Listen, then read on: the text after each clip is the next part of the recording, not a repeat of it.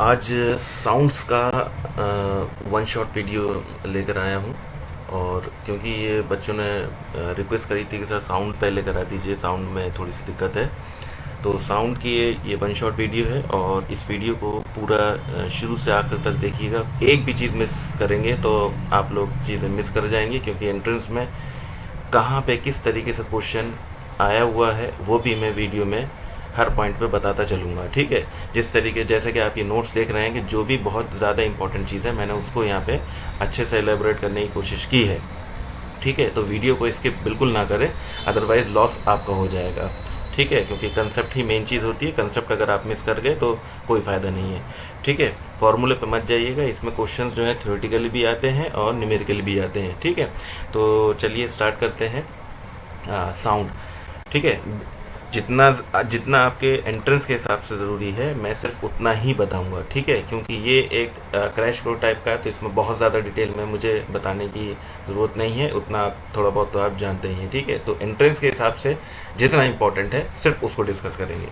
ठीक है, sound is produce by vibrating. तो साउंड कैसे प्रोड्यूस होती है? ऑब्जेक्ट्स को वाइब्रेट करने की वजह से। ठीक है, उसके बाद साउंड जो है ट्रैवल करती है, तो उसके लिए ट्रैवल करने के लिए एक मीडियम की ज़रूरत पड़ती है। ठीक है, और मीडियम कौन सा हो सकता है? वो सॉलिड, लिक्विड और गैस हो सकती है। ठीक है, इंपॉर्टेंट चीज़ ये है कि साउंड कभी भी वैक्यूम में ट्रैवल नहीं होती। ठीक है, ये इस पर ऑब्जेक्टिव फ्रेम हो सकता है। ठीक है, साउंड ट्रैवल करने के लिए मीडियम की ज़रूरत होती है। मीडियम हो सकता है सॉलिड, लिक्विड और gas, but sound can not travel through a vacuum. ठीक है, उसके बाद अगर हम वाइब्रेटिंग ऑब्जेक्ट्स को फॉरवर्ड मूव करते हैं तो वो एक हाई प्रेशर रीजन जो है क्रिएट कर देता है, और उस हाई प्रेशर रीजन को जो है हम कहते हैं कंप्रेशंस। ठीक है, ठीक है, और इसी तरीके से अगर वाइब्रेटिंग ऑब्जेक्ट जो है वापस मूव करते हैं, ठीक है, बैक लेकर आते हैं, तो एक low frequency low pressure region create होता है, जिसको हम रेयर फ्रैक्शन भी बोलते हैं। क्या बोलते हैं? Rarefaction. इसको अभी मैंने डायग्रामेटिकली दिखाया है यहाँ पर, देखिए ये। ठीक है, जो चीज़ मैंने बोल दी सब सारी चीज़ें यहीं पे लिखी हुई हैं, लेकिन मैं जो बोल रहा हूँ उसको पहले सुन लीजिए। अगर किसी वाइब्रेटिंग ऑब्जेक्ट को आगे के लिए फॉरवर्ड के लिए पुशेस करते हैं in the front of air, then it will create a high region pressure, जिसको हम कंप्रेशंस बोलते हैं। और अगर उसको वापस लेकर आते हैं तो एक लो प्रेशर रीजन क्रिएट करता है, उसको हम रेयर फ्रैक्शन बोलते हैं। ठीक है, रिफ्रैक्शन नहीं बोलेंगे, रेयर फ्रैक्शन बोलेंगे, जिसे कैपिटल आर से डिनोट किया जाता है। ठीक है, तो जैसे ये ट्यूनिंग फॉर्क है, इसको हमने वाइब्रेट किया तो ये साउंड प्रोड्यूस करेगा, और जैसे ही आप इसको फिर जो है आगे बढ़ाएंगे, मूव करेंगे, तो ये हवा इधर चल रही है तो ये अगेंस्ट जब आएगा इसके, तो एक हाई प्रेशर रीजन क्रिएट करेगा। तो जब ये जो है क्या कहते हैं, फॉरवर्ड मूव करेगा। ठीक है, फॉरवर्ड मूव करेगा तो एयर को कंप्रेस करता चले जाएगा। ठीक है, अगर हवा इधर चली है और ये इधर चलाएगा, एयर को कंप्रेस करने की कोशिश करेगा। ठीक है, तो ये कंप्रेशन रीजन कहलाता है। और जब इसको वापस मूव करेंगे तो ये जो है लो प्रेशर रीजन क्रिएट करता है, जिसको हम आर से वो करते हैं, डिनोट करते हैं, और इसको हम रेयर फ्रैक्शन बोलते हैं, यहाँ पे लिखा हुआ है। ठीक है, और जब इसे आप कंटिन्यू जो है आगे पीछे मूव करते हैं तो एक series of compression and rarefaction is created, जो कि यहाँ पे पूरा इस डायग्राम में शो किया हुआ है। ठीक है, उसके बाद ऑप्शन कभी कभी एग्जाम में क्वेश्चन पूछ लिए जाते हैं कि साउंड वेव्स कौन सी वेव्स होती हैं। साउंड वेव्स बेसिकली होती हैं लॉन्गिट्यूडनल वेव्स। अब ये लॉन्गिट्यूडनल वेव्स का क्या चक्कर है? लॉन्गिट्यूडनल वेव्स वो होता है जिस डायरेक्शन में डिस्टर्बेंस हो और उसी डायरेक्शन में अगर वेव ट्रेवल करे तो वो वेव्स जो होती हैं वो लॉन्गिट्यूडनल वेव्स कहलाती हैं। और अगर डिस्टर्बेंस किसी पर्टिकुलर डायरेक्शन में है और उसका जो मोशन जो है वो उसके परपेंडिकुलर डायरेक्शन में है, तब वो ट्रांसवर्स वेव कहलाती हैं। ठीक है, तो साउंड जो है लॉन्गिट्यूडनल वेव्स हैं। इसके लिए यहाँ पे हमने एक एग्जांपल लिया है स्लिंकी का। स्लिंकी बेसिकली स्प्रिंग टाइप की होती है, आपने देखा होगा सर्कस वगैरह में खूब इस्तेमाल होती है या एग्जीबिशन वगैरह में मिलती है। ठीक है, आगे इसको बच्चे जो है दबा के इस तरीके से आगे पीछे खोल के इस्तेमाल करते हैं, खेलते रहते हैं। ठीक है, तो मान लीजिए आपने एक ये पॉइंट इसको मार्क कर दिया, यहाँ पे कोई डॉट मार्क कर दिया। ठीक है, अब एक एंड से आपने इसको फोर्सली पकड़ लिया, दूसरे एंड से इसको आप पहले कंप्रेस कर रहे हैं, देन इसको छोड़ रहे हैं, रिलीज कर रहे हैं। ठीक है, तो आप ये देखेंगे जब कंप्रेस करेंगे तो ये पॉइंट आगे की तरफ मूव करेगा। ठीक है, और जैसे रिलीज करेंगे तो ये वापस अपनी ओरिजिनल पोजीशन पर आने करेगा। ठीक है, तो तो जिस डायरेक्शन में आपने डिस्टर्बेंस क्रिएट किया उसी डायरेक्शन में ये पार्टिकल मूव कर रहा है, ठीक है।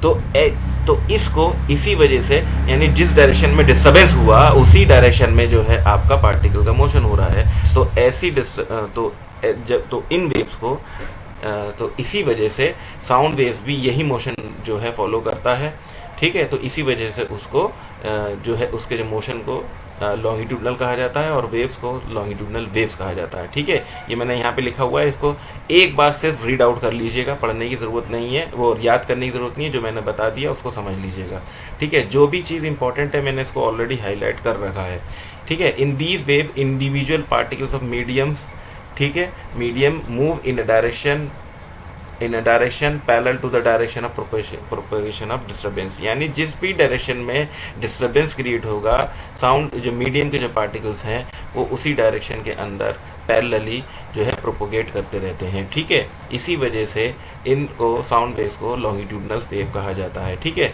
और ये भी इंपॉर्टेंट चीज़ है कि these particle do not move one place to another but simply oscillate back and forth. Back and forth का मतलब है आगे पीछे, ठीक है। यही तो चीज़ बताई थी ये कि जब इसे कंप्रेस करेंगे तो ये पार्टिकल कुछ ऐसे लगता है कि आगे पहुंच गया, जब इसे रिलीज़ करेंगे तो ये वापस अपनी ओरिजिनल पोजीशन पर आ जाता है। तो ये ऑसिलेट करता है, बेसिकली ऑसिलेट करता है, एक जगह से दूसरी जगह मूव नहीं करते हैं, ठीक है। ऑसिलेशन होता है सिर्फ। तो साउंड वेव्स कौन सी होती हैं? साउंड वेव्स होती हैं लॉन्गिट्यूडनल वेव्स, ध्यान रखिएगा, बहुत इंपॉर्टेंट चीज़ है ये, ठीक है। इसी तरीके से मैंने जैसे शुरू में बताया कि ट्रांसवर्स वेव वो होंगी जो कि अगर आपका डिस्टर्बेंस एक डायरेक्शन में, लेकिन पार्टिकल्स का जो ऑसिलेशन है वो उसके परपेंडिकुलर डायरेक्शन में है, तब उनको ऐसी वेव्स को कहलाते हैं ट्रांसवर्स वेव। और ट्रांसवर्स वेव का एग्जांपल है लाइट, ठीक। ट्रांसवर्स वेव का एग्जांपल है लाइट, ठीक है। तो ये लिखा हुआ है in a transverse wave particles do not oscillate along the direction of wave propagation but oscillate up and down their mean position, ठीक है, एज द वेव ट्रेवल। जैसे जैसे वेव ट्रेवल करेगी पार्टिकल जो है ऊपर नीचे जो है उसके पर जैसे ऐसे चल रही है तो पार्टिकल्स का जो वाइब्रेशन होगा वो ऐसे ऊपर नीचे इस तरीके से होगा, ठीक है, इसके परपेंडिकुलर डायरेक्शन में होगा। तो ऐसी वेव्स को वो वेव्स कहलाती हैं ट्रांसवर्स वेव्स। एग्जाम्पल है उसका लाइट, ठीक है। अब कुछ साउंड की कैरेक्टरिस्टिक्स होती हैं जिसमें पहली है फ्रीक्वेंसी, एम्पलीट्यूड एंड स्पीड, ठीक है। पिच भी होती है एक चीज़, लेकिन पिच फ्रीक्वेंसी से ही रिलेटेड है, ठीक है, आगे बताएंगे इसको, ठीक है। तो ये ध्यान रखिएगा, फ्रीक्वेंसी, एम्पलीट्यूड और स्पीड। तो इसको समझने के लिए ये एक डायग्राम मैंने लिया है आपकी किताब से, ठीक है। ये जो है ग्राफिकल फॉर्म है जिसमें ये शो किया गया है which represent sound wave in graphic form which represent how density and pressure changes when the sound moves in the medium। जब भी कोई साउंड किसी मीडियम में मूव करती है तो डेंसिटी और प्रेशर उसका किस तरीके से वेरी करता है, ये वो डायग्राम शो कर रहा है, ठीक है। जैसे कि ऊपर बताया कि भाई जब साउंड जो ट्रैवल करेगी तो जिस आगे की तरफ फॉरवर्ड मूव करती है तो प्रेशर क्रिएट कर जाती है, ठीक है, कंप्रेस करती है, और जब वापस उसको रिलीज होती है तो वो एक लो प्रेशर रीजन क्रिएट करता है जिसको हम रेरफैक्शन बोलते हैं, ठीक है। तो वही चीज़ यहाँ पे दिखाई है और यही चीज़ यहाँ पे समझनी है। देखिए ये जैसे जैसे आगे कंप्रेस करती चली जाएगी तो ये कंप्रेस करती चली जाएगी, दैट मीन्स हाई डेंसिटी, ठीक है, हाई डेंसिटी रीजन होगा ये। कंप्रेशन का दूसरा नाम हाई डेंसिटी रीजन भी कहलाएगा, ठीक है। और रेयरफैक्शन का देखिए पार्टिकल्स दूर दूर हैं तो ये कहलाएगा लो डेंसिटी रीजन, ठीक है। और देखिए कई सवाल जो है इसमें इनडायरेक्टली पूछे जाते हैं, ठीक है। यहाँ से आप इस फिगर को समझ लीजिए, क्या जब कंप्रेशन है तो यहाँ पे पार्टिकल्स बहुत करीब हैं, तो जब पार्टिकल्स करीब होते हैं तो डेंसिटी हाई होती है, और डेंसिटी हाई होगा तो उनका प्रेशर भी हाई होगा, ठीक है। तो ध्यान रखिएगा। और पार्टिकल्स अगर दूर हैं तब उसको लो प्रेशर रीजन कहते हैं, रेयरफैक्शन बोलते हैं। और रेयरफैक्शन का मतलब है लो डेंसिटी रीजन, प्लस जब लो डेंसिटी होगी तो लो प्रेशर रीजन भी कहलाएगा, ठीक है। तो ये जो है इसको इस तरीके से इनडायरेक्टली जो है एग्जामिनर घुमा के सवाल पूछ सकता है। तो डायरेक्ट रटिएगा मत, इस फिगर से समझ लीजिए कि पार्टिकल्स करीब हैं तो हाई डेंसिटी होगा, और कंप्रेशन तो उसको बोलते ही हैं, यानी कंप्रेशन जो है हाई डेंसिटी रीजन है, ठीक है, और हाई प्रेशर रीजन है। और इसी तरीके से rarefaction low density and low pressure, ठीक। उसके बाद आपको यहाँ पे एक चीज़ ये समझनी है, वेव, आप कुछ चीज़ें इंपॉर्टेंट आती हैं। वेवलेंथ, वेवलेंथ क्या कहलाता है? वेवलेंथ कहलाता है, देखिए ये जो आपने जो पीक्स देख रहे हैं, ठीक है, ये पीक्स, ये डाउन पीक्स, ठीक है, ये क्या है? द डिफरेंस, वो the distance between two consecutive compressions, ये कंप्रेशन एंड कंप्रेशन, यानी ये डिस्टेंस, ये कहलाएगा लैम्डा। इसी तरीके से distance between two consecutive, consecutive का मतलब होता है लगातार, यानी ये ट्रफ्स कहलाते हैं, ठीक है। ये हाई पीक जो होता है उसे क्रेस्ट बोलते हैं, लो पीक को ट्रफ बोलते हैं, ठीक है। तो distance between two troughs and distance between two consecutive compressions, तो उसको हम बोलते हैं वेवलेंथ, ठीक है। वेवलेंथ की जो एसआई यूनिट होती है वो मीटर होती है, यहाँ पे मैंने लिखा हुआ है वेवलेंथ, ठीक है, और एसआई यूनिट इसकी मीटर, साफ साफ लिखा हुआ है, इसको रटना नहीं है, फिगर से मैंने आपको एक्सप्लेन कर दिया है। फिगर से अगर आप चीज़ समझ जाएंगे तो फिर कभी ज़िंदगी में रटने की ज़रूरत नहीं पड़ेगी। दो कंप्रेशंस के सक्सेसिव, यानी एक के बाद एक कंप्रेशन जो पड़ा, ये नहीं इसके बाद ये वाला ले ले, नहीं, ऐसा नहीं होगा, ठीक है।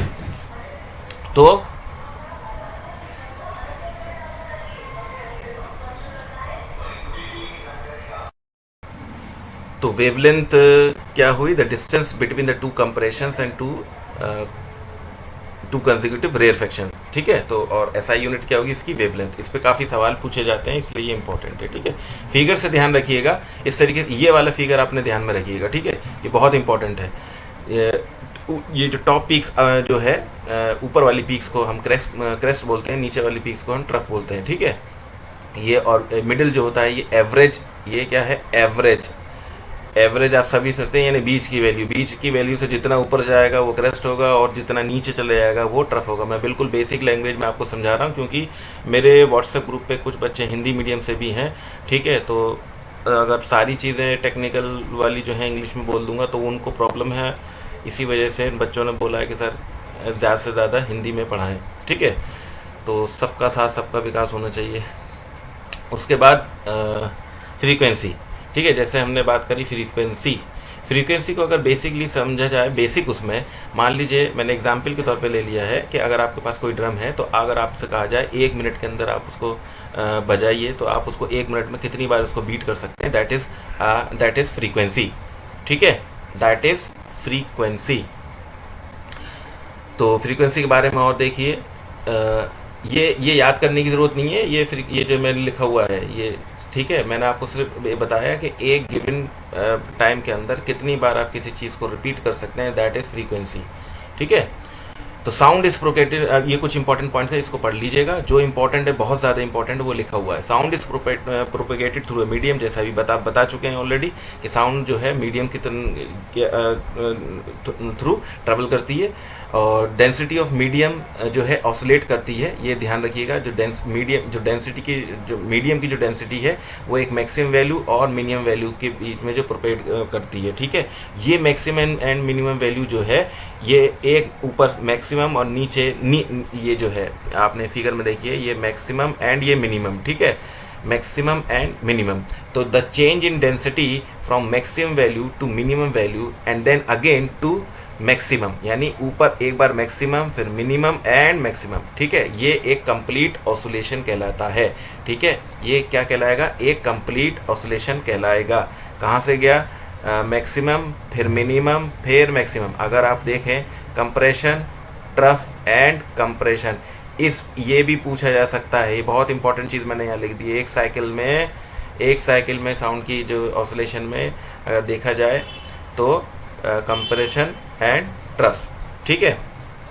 उसके बाद फ्रीक्वेंसी जैसे मैंने अभी बताया, ये उसकी डेफिनेशन है। Frequency the number of such oscillation, ये जो एक ऑसिलेशन है कंप्लीट वन, ठीक है, the number of such oscillation per unit time, यानी एक गिवन टाइम में, then this is known as frequency of the sound wave, ठीक है। और इफ़ ये देखिए, ये जो फिगर में यहाँ मैंने लिखा है वही चीज़ मैंने यहाँ पे इसको वर्ड्स में लिख दी है।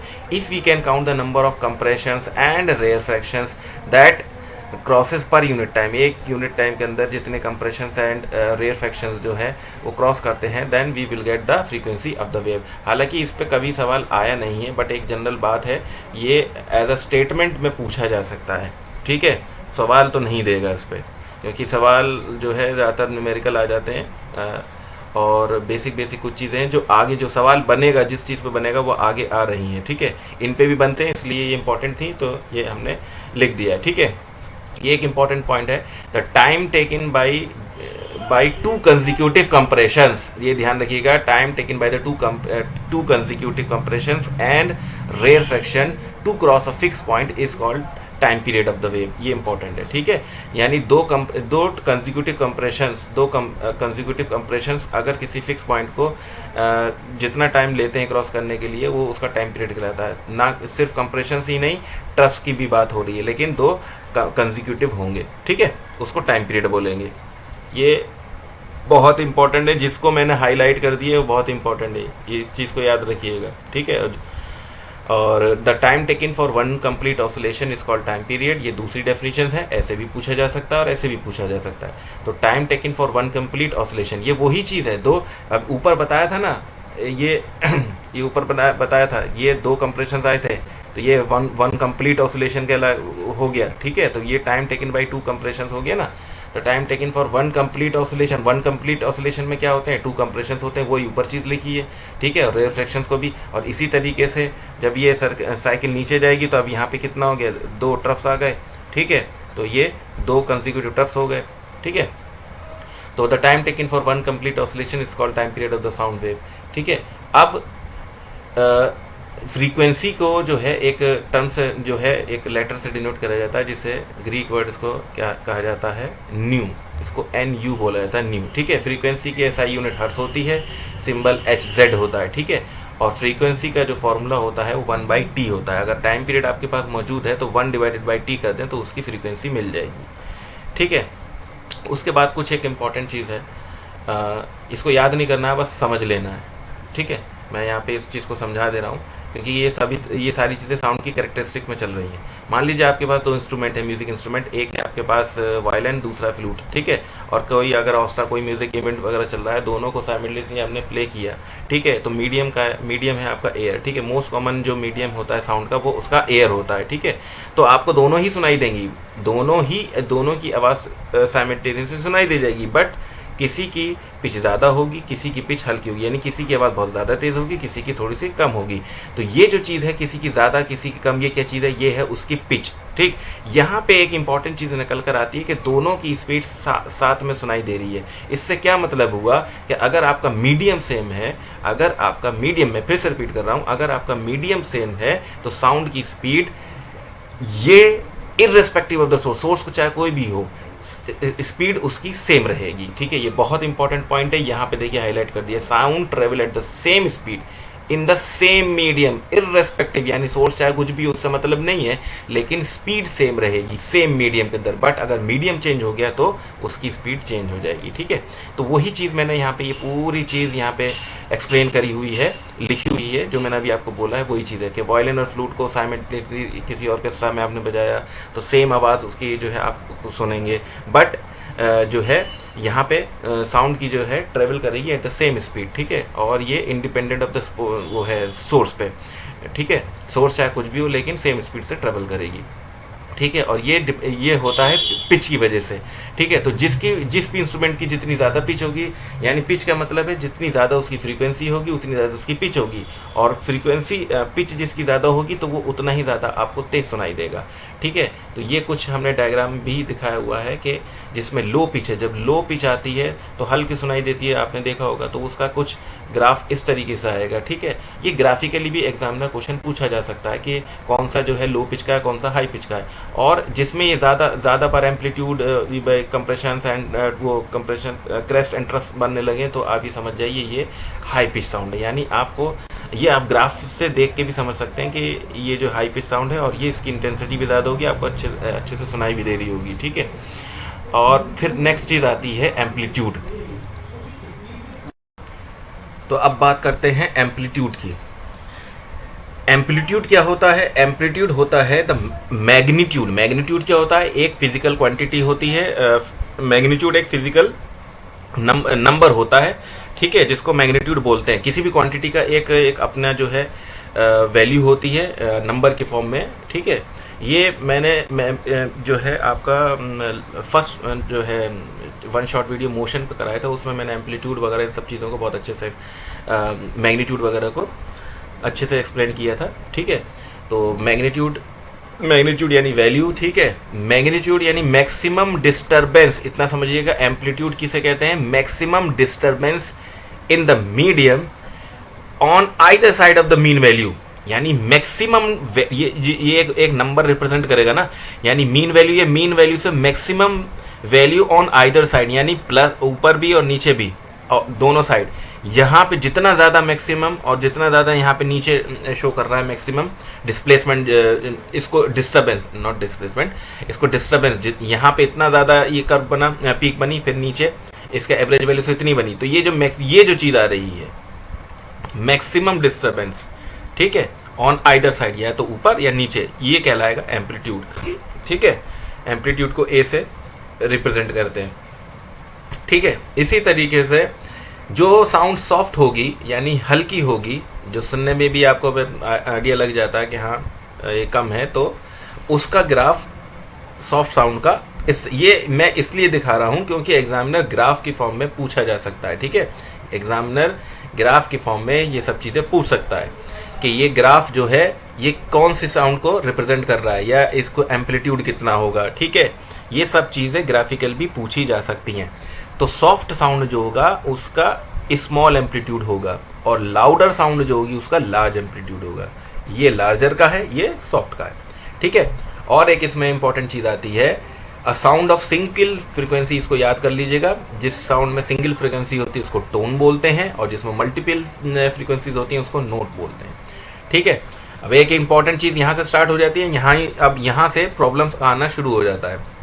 आप सभी जानते हैं कि speed is equal to distance upon time होता है, लेकिन क्योंकि हम साउंड के रेस्पेक्ट में पढ़ रहे हैं तो साउंड जो डिस्टेंस ट्रेवल करता है उसको हम वेवलेंथ बोलते हैं। ठीक है, तो स्पीड कितना हो गया, वेवलेंथ यानी distance into divided by time, not वो ठीक है, डिवाइडेड बाय टाइम, और ये 1 अपॉन टाइम पीछे आपने देखा था ये फ्रीक्वेंसी होता है। ठीक है, तो ये स्पीड कितना हो गया, lambda into frequency.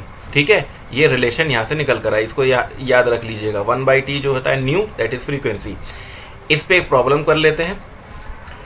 A sound wave has a frequency of 2 kilohertz and wavelength 35 centimetre. ये ध्यान रखिएगा कि वेवलेंथ की SI यूनिट मीटर होती है, तो इसको कन्वर्ट कर लीजिएगा, यहीं पे ये 0.35 मीटर बना लीजिएगा।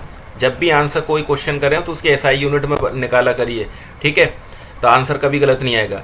और ये फ्रीक्वेंसी SI यूनिट फ्रीक्वेंसी की हर्ट्स होती है, तो ये कितना हो जाएगा, किलो है तो 2000 हर्ट्स हो जाएगी। ठीक है, अब ये बोला sound wave with a frequency of 2000 hertz and wavelength is 0.35 metre, then how long it will take to travel 1.5 kilometre, यानी कितना टाइम लेगी, how long it will take to travel 1.5 kilometre. तो पहले तो आप ये देखिए कि आपको यहाँ पे अगर आप स्पीड का फॉर्मूला लगाएं, यानी डिस्टेंस इनटू फ्रीक्वेंसी, ठीक है, तो यहाँ से आप स्पीड निकाल दीजिए पहले। तो स्पीड कितनी आएगी, स्पीड आपने v ले ली, लैम्डा आपके पास है 0.35 और इनटू 2000 से इसको मल्टीप्लाई क्योंकि फ्रीक्वेंसी इसकी जो है ये रही 2000, तो ये आ जाएगी आपकी 700 मीटर पर सेकेंड।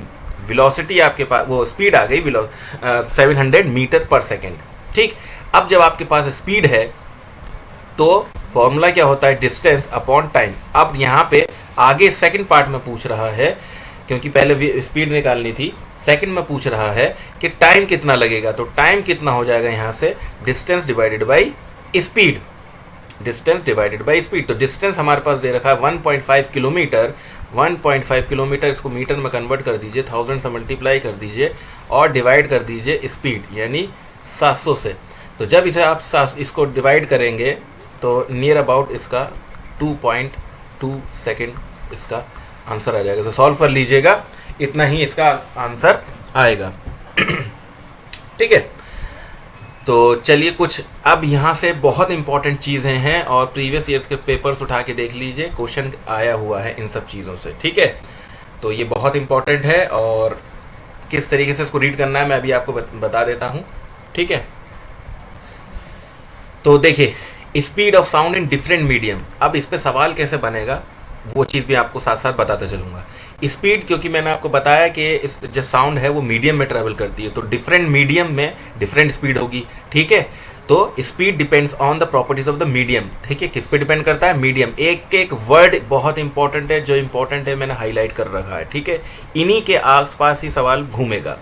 और स्पीड ऑफ साउंड डिक्रीज करती है, क्या करती है? डिक्रीज करती है जब सॉलिड से गैस की तरफ हम जाते हैं, यानी solid then liquid and then gas, ठीक है। वो अभी ये मैंने टेबल भी शो कर दी है आपकी एनसीईआरटी से, आपको ये वैल्यूज नहीं रटनी है, सिर्फ एक बार आप देख लीजिए, इतना पता होना चाहिए क्या सब्सटेंस सॉलिड है, क्या लिक्विड है, क्या गैस है।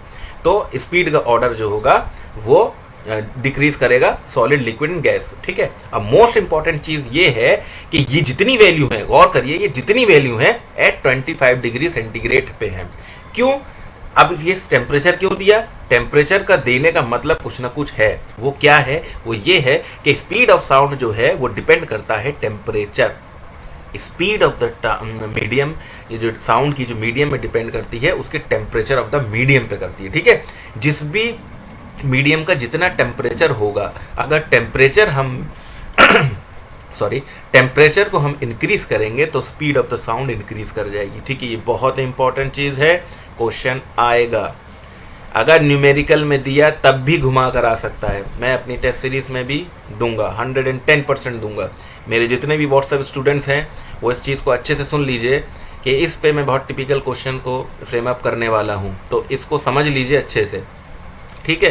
क्वेश्चन बहुत घुमा के भी आ सकता है, और जिसने ये video thoroughly initial to final देख ली वो साउंड के किसी सवाल में कंफ्यूज नहीं होने वाला है, 110% श्योर है, ठीक है।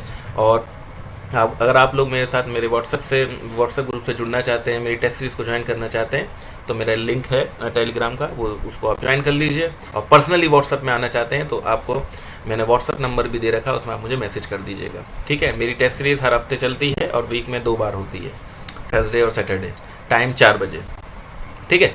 फॉर एग्जाम्पल यहाँ से समझ लिए, अगर स्पीड ऑफ मैंने एक एग्जाम्पल लिया, speed of sound in air में है 333 मीटर पर सेकेंड, ये पर सेकेंड है, जीरो से अगर 0 डिग्री सेंटीग्रेड पे इतनी है, तो जब टेम्परेचर 22 हो गया तो देखिए स्पीड बढ़ गई।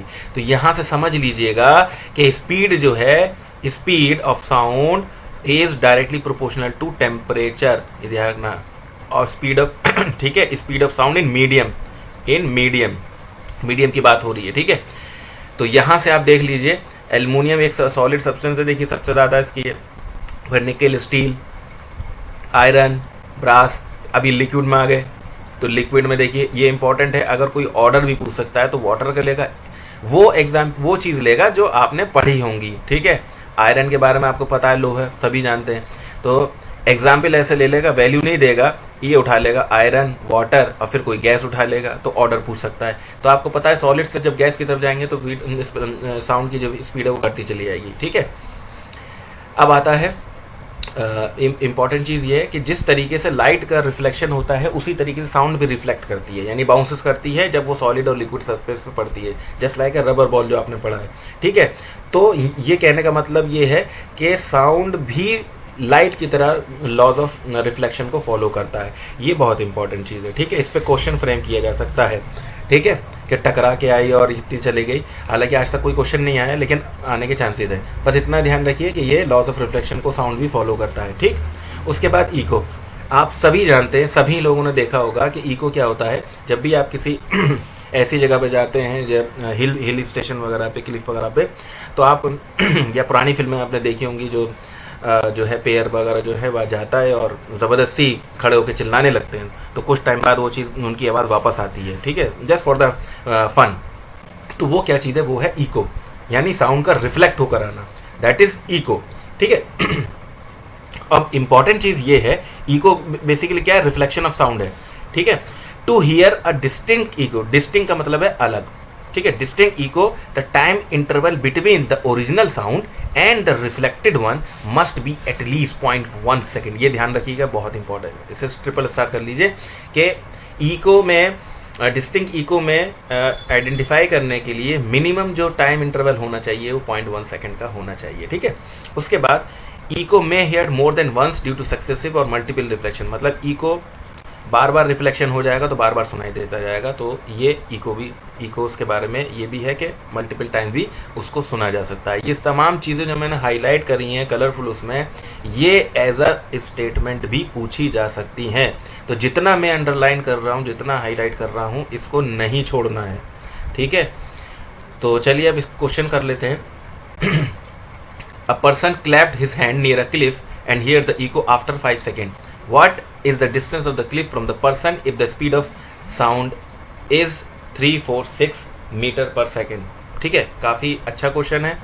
मान लीजिए ये कोई क्लिफ है और यहाँ से ये कोई जो है एक पर्सन खड़ा हुआ है, ठीक है, और इसने यहाँ कोई खड़ा हुआ है ऐसे, इसने ताली बजाई और ये टकराई इससे और फिर वापस आई। तो देखिए ये d डिस्टेंस गया और फिर वापस d डिस्टेंस आया, यानी टोटल डिस्टेंस कितना हो गया 2d। टोटल डिस्टेंस कितना हो गया 2d, ठीक है। तो डिस्टेंस कितना होगा, स्पीड इनटू टाइम, ठीक। तो स्पीड कितनी है हमारे पास दे रखी है 346 मीटर पर सेकेंड, और टाइम कितना है, टाइम इसको यहाँ से जाने और फिर वापस आने में इसको टाइम लगा 5 सेकेंड का, 5 सेकेंड का। तो हमें डिस्टेंस पूछा है कि ये पर्सन और क्लिफ के बीच में, अगर इसे क्लिफ मान लीजिए और इसे पर्सन मान लीजिए, ठीक है, डायग्राम ज़रूर बना लीजिएगा। तो ये 2d है, तो इन दोनों के बीच का डिस्टेंस 2d नहीं होगा, ये ध्यान रखिए, सिर्फ d होगा। तो इसे 2 से डिवाइड कर दीजिएगा, पहले से मल्टीप्लाई कर लीजिए, 346 डिवाइडेड बाई 2। चलिए मैं ऐसे ही ले आया इसको, तो इसे काट दिए, 2 1 2, 2 7 14 एंड 2 3 इसे मल्टीप्लाई कर लीजिए, 5 3 15, 5 7 35 और 6 और 5 5 5 8 865 मीटर, ठीक है। तो ये दोनों के बीच की दूरी 865 मीटर है। उसके बाद रिवर्बरेशन आता है। रिवर्बरेशन आपने देखा होगा, जब भी आप किसी खाली कमरे में या किसी ऑडी में जाते हैं तो साउंड जो है वहाँ पे बार बार आपको सुनाई देती रहती है, ठीक है, रिपीटेड रिफ्लेक्शंस होता है, ठीक है। तो रिवर्बरेशन क्या होता है, रिपीटेड रिफ्लेक्शन होता है वॉल्स वगैरह में, ठीक है, ये आपने देखा होगा। और धीरे धीरे वो हल्के होते, उसकी इंटेंसिटी, उसकी पिच वगैरह जो होती है वो हल्की होती रहती है, ठीक है, जब तक कि वो बिल्कुल नो लॉन्गर ऑडिबल, जब तक कि वो बिल्कुल ख़त्म ना हो जाए, मतलब हल्के हल्के वो सुनाई देना बंद हो जाती है, ठीक है। उसको हम रिवर्बरेशन बोलते हैं, ठीक है, ध्यान रखिएगा। मैक्सिमम आएगी, फिर हल्की हो जाएगी, फिर हल्की हो जाएगी, फिर हल्की, रिपीटेड रिफ्लेक्शन, यानी बार बार रिफ्लेक्ट होती रहती है और फिर एक पॉइंट पर आके वो ख़त्म हो जाती है, ठीक है। तो इसको याद करना है, पढ़ लेना, repeated reflection that result in the persistence of sound, ठीक है, इज कॉल्ड रिवर्बरेशन, ठीक है, ये ध्यान रखिएगा, इसको रिवर्बरेशन बोलते हैं। अब ये एक इम्पॉर्टेंट है कि रिवर्बरेशन को कम करने के लिए हम क्या करते हैं, रूफ और वॉल को जो है कवर्ड कर देते हैं, किससे, साउंड एब्जॉर्बेंट मटेरियल, यानी कि फाइबर लगा देते हैं, कुछ प्लास्टर वगैरह, कुछ ड्रैपरीज वगैरह, कोई कपड़ा वगैरह होता है उसका इस्तेमाल करते हैं, ठीक है। तो इस तरीके से हम जो है उसको हम कम कर सकते हैं। अब कुछ एग्जाम्पल्स हैं uses of multiple reflection of sound. So as an example, इसको पूरा डिटेल में नहीं जाना है, एज एन एग्जाम्पल ध्यान रखना है कि कुछ मेगाफोन है, हॉर्न्स वगैरह है, ये मल्टीपल रिफ्लेक्शन पे बेस्ड होते हैं, ठीक है। और डॉक्टर्स के पास स्टेथोस्कोप होता है, ठीक है, वो भी इसमें मल्टीपल, देखिए ये दिखाया भी है, मल्टीपल रिफ्लेक्शन होने के बाद उसके पास जो है उसके कानों तक पहुँच जाती है, ठीक है। और कुछ सिनेमा हॉल, कुछ ऑडिटोरियम्स वगैरह होते हैं, तो उसमें आपने देखा होगा जो छतें जो होती हैं वो कर्व होती हैं, तो कर्व होती हैं तो वहाँ पे मल्टीपल रिफ्लेक्शन होता है साउंड का, ध्यान रखिएगा, मल्टीपल रिफ्लेक्शन होता है। तो ये these are the some basic multiple reflection of sound के एग्जांपल्स हैं, इनको एक बार गो थ्रू हो लीजिएगा। उसके बाद अब ये इंपॉर्टेंट चीज़ आ रही हैं, काफ़ी जो पूछी जाती हैं, अक्सर पूछी जाती हैं, रेंज ऑफ हियरिंग। तो रेंज ऑफ हियरिंग किस किस की क्या है आप देख लिए। ऑडिबल रेंज जो होती है ह्यूमन बींग्स में वो 20 हर्ट्स टू 20,000 हर्ट्स होती है, ठीक है। अब इसको 20 किलो हर्ट्स भी बोला जा सकता है, ध्यान रखना, ठीक है, इसको ऐसे भी बोला जा सकता है, कहीं कंफ्यूज हो जाए, ठीक है।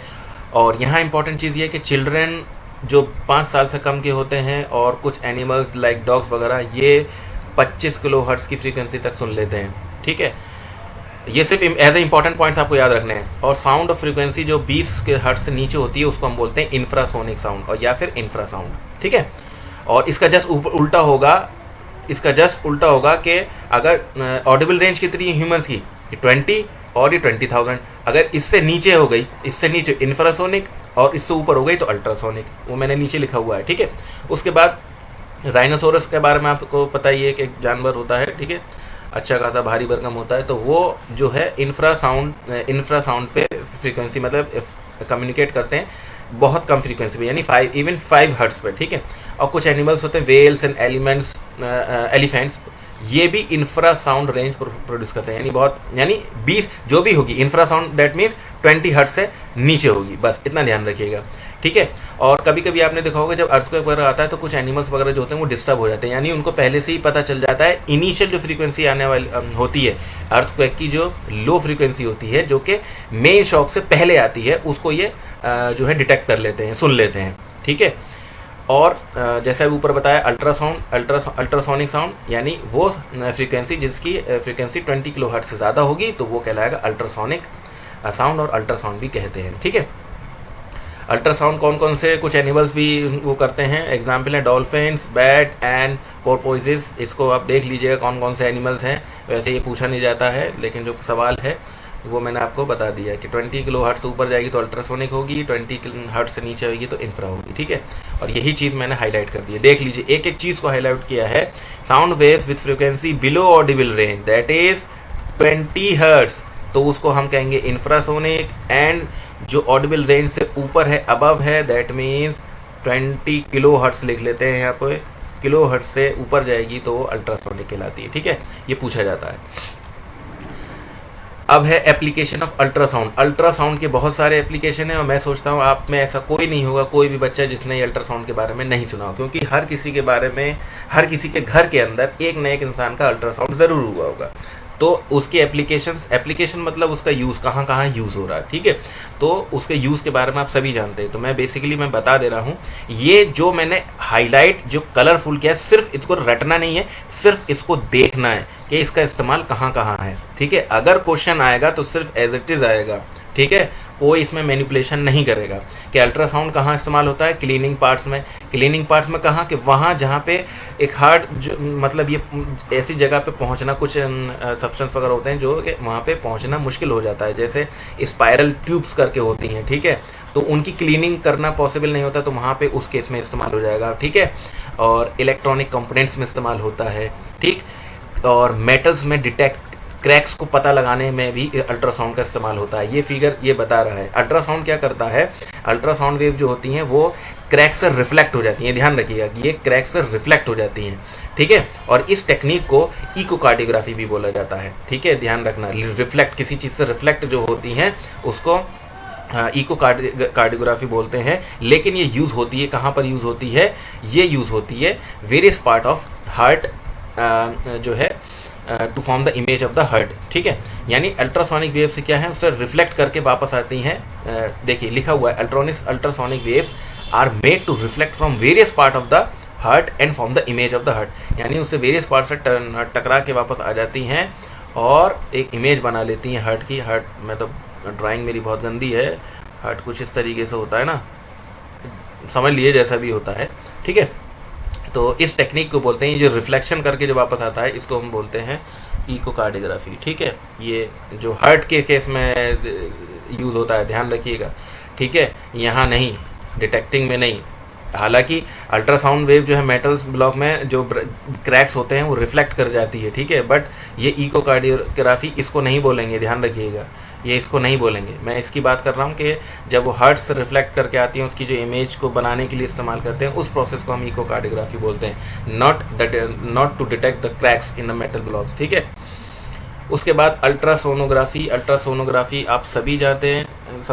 अल्ट्रासाउंड डॉक्टर के पास जाते हैं और इसका काफ़ी यूज़ है। अगर आपके पेट में कहीं लीवर में कोई किडनी में या स्टोन वगैरह ये सब चीज़ें आ जाती हैं, या और भी प्रॉब्लम्स हो जाती हैं, खासतौर से प्रेगनेंसी के द्वारा भी होती हैं, तब उस केस में अल्ट्रासोनोग्राफी यानी अल्ट्रासाउंड होता है, ठीक है। अल्ट्रासाउंड कुछ नहीं है, वे अल्ट्रासाउंड जो है आपके देखा होगा स्टोमक पे इस तरीके से फेरा जाता है, वो क्या करता है, साउंड वेव से जो है अंदर की जो टिश्यू से रिफ्लेक्ट करके जो एक जो है इलेक्ट्रिकल सिग्नल मिलते हैं, और वो इलेक्ट्रिकल सिग्नल वो आपके मॉनिटर पे एक इमेज शो कर देते हैं, तो वो अल्ट्रासोनोग्राफी कहलाता है, ठीक है। सिर्फ इसको याद करना है कि किस में इस्तेमाल होता है, डिटेल में नहीं जाना है।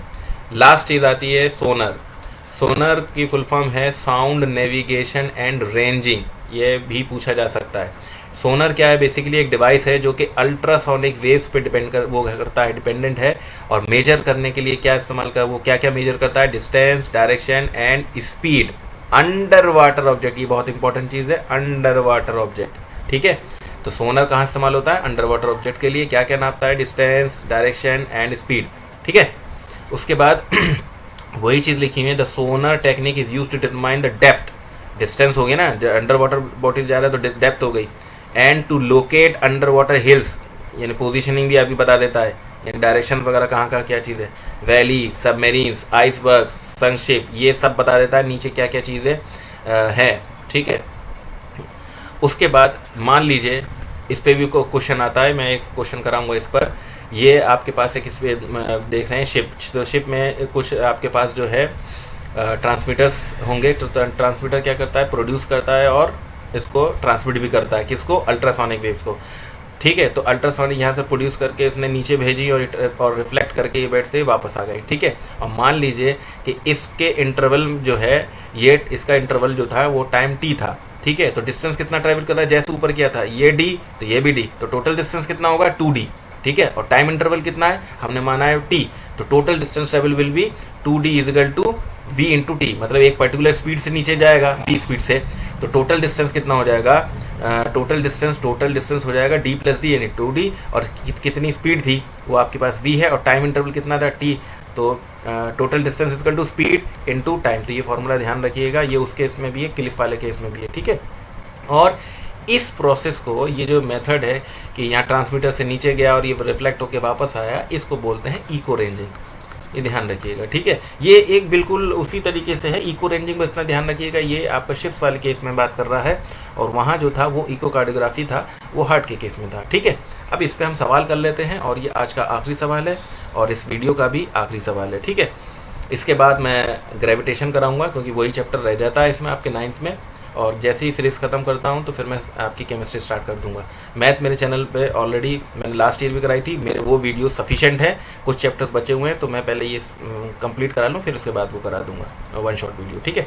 A sonar device on a submarine send out a signal, एक सिग्नल उसने भेजा, देखिए भेजा, देन रिसीव किया, और कितने टाइम बाद रिसीव किया? 5 सेकंड बाद। कितने टाइम बाद किया? 5 सेकंड बाद, यानी गया और फिर वापस आया, गया और फिर वापस आया। तो यहाँ से वापस आने, यहाँ से गया और फिर वापस आने में कितना टाइम इसको लगा? इंटरवल लगा 5 सेकंड का। तो स्पीड पूछ रहा है, calculate the speed of the sound in water if the distance of the object from the submarine, if the distance of the object from the submarine, यानी ये जो दूरी है नीचे, ये टेढ़ा नहीं है बेसिकली, ये ध्यान रखिएगा, ये सीधा है, मेरे उसमें बना हुआ टेढ़ा, ठीक है। ये जो डिस्टेंस है यहाँ से यहाँ तक, ये जो दूरी है, ये दे रखी है आपके पास 3625 मीटर, ये ध्यान रखिएगा, ठीक है। अब आपको मालूम है कि फॉर्मूला हमें पता है कि ये होता है 2d, just minute, if the distance of the object from the submarine, तो ये जो दूरी है, distance of the object from the submarine, तो यहाँ पे जो है आपका दे रखा है डिस्टेंस जो है यहाँ से यहाँ तक, ये जो दूरी है दे रखी है 3625 मीटर। ये बहुत अच्छा सवाल है और ये आने के चांसेस हैं, ठीक है। तो जो दे रखा है ये 2d नहीं, बेसिकली d दे रखा है, तो d इज इक्वल टू दे रखा है 3625 मीटर, ठीक है। और हमसे पूछिए स्पीड, स्पीड इजिकल टू होता है आपका डिस्टेंस अपॉन टाइम। तो डिस्टेंस आपके पास पता है 3625 है, डिवाइडेड बाय टाइम। अब टाइम जो है ये 5 सेकंड दे रखा है ना, ये 5 सेकंड टाइम इंटरवल है, यानी यहाँ से यहाँ गया फिर यहाँ से यहाँ पहुँचा, तब इसको टाइम इंटरवल लिया, तो हम टाइम इंटरवल भी यहाँ पे हाफ कर देंगे, ध्यान रखिएगा। यहाँ पे 2.5 सेकंड लिया जाएगा, ये बोला उसने सिग्नल सेंड भेजा एंड देन रिसीव किया, तो पूरा टाइम इंटरवल की बात कर रहा है ये, ठीक है। तो यहाँ पे हम इसका हाफ कर देंगे, 2.5 सेकंड करेंगे, और इसको जब डिवाइड करेंगे तो नियर अबाउट 1450 मीटर पर सेकंड इसका आंसर आ जाएगा, ठीक है। ये ध्यान रखिएगा। इस टाइप के क्वेश्चन में बस यही दोनों चीज़ों पे ध्यान देना है कि कब 2d लेना है और कब 2t लेना है। ये 2t जो है टाइम इंटरवल है, ध्यान रखिएगा, 2t जो है वो टाइम इंटरवल है। ये क्वेश्चन में हिडन था, यहाँ से इस चीज़ को पकड़ा है, ठीक है। तो इस वीडियो में सिर्फ इतना ही, इसके बाद मैं ग्रेविटेशन लेकर आ रहा हूँ। तो अगर ये वीडियो पसंद आई हो तो प्लीज़ बच्चों ज़्यादा से ज़्यादा इसको लाइक शेयर एंड सब्सक्राइब कर दीजिएगा। Thank you for watching. और वीडियो बीच बीच में इसलिए रुक रही थी क्योंकि डिस्टर्बेंस होता है, उस डिस्टर्बेंस को रोकने की वजह से हमने वीडियो को रोका था। Thank you.